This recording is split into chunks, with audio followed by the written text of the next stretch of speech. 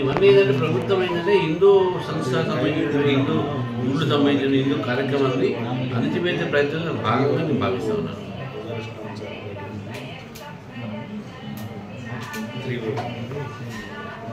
నేను ఒకటే చెప్పదలుచుకున్నాను, మా ఒక హక్కును అణచివేయకండి. మా కార్యక్రమాలు ఈ హౌస్ అరెస్టులు అన్నీ కూడా అణచివేత కార్యక్రమాలే కాబట్టి ఇదంతా కూడా ప్రజాస్వామ్యంలో ఇది అణచివేత మంచిది అని చెప్పి నేను భావిస్తాను.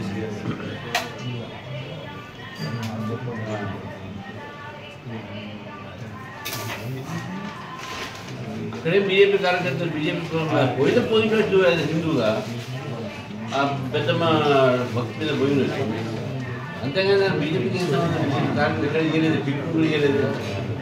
వాళ్ళు ఇచ్చిన స్థానిక తెల్లవారుజామునే పోలీసులు పెద్ద ఎత్తున మా ఇంటికి రావడం జరిగింది. మరి నన్ను హౌస్ అరెస్ట్ చేశారని చెప్పారు.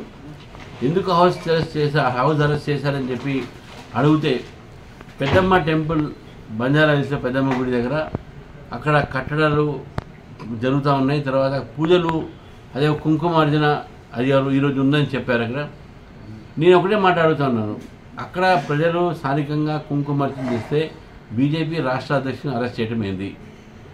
ఇది కాంగ్రెస్ పార్టీ కాంగ్రెస్ ప్రభుత్వం ఏదైతుందో హిందూ కార్యక్రమాలని హిందూ సంస్థలకు సంబంధించినటువంటి ఏదైనా గతివిధులని వాళ్ళు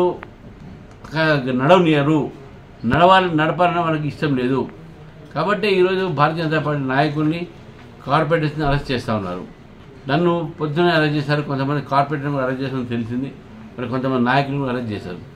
బంజారా హిల్స్లో ఎవరో సంస్థ బీజేపీకి సంబంధం లేకుండా వాళ్ళు ఏదో కార్యక్రమాన్ని హిందూ భాగం చేస్తుంటే బీజేపీ నాయకులను అరెస్ట్ చేస్తే ఏది ఉందో దీన్ని భారతీయ జనతా పార్టీ తీవ్రంగా ఖండిస్తూ ఉంది.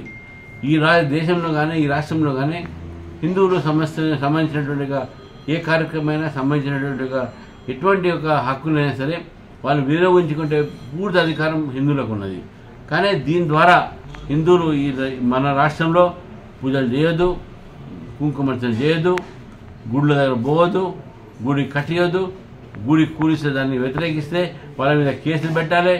ఈ రకమైన ప్రభుత్వం ఈరోజు కాంగ్రెస్ ప్రభుత్వం మారింది.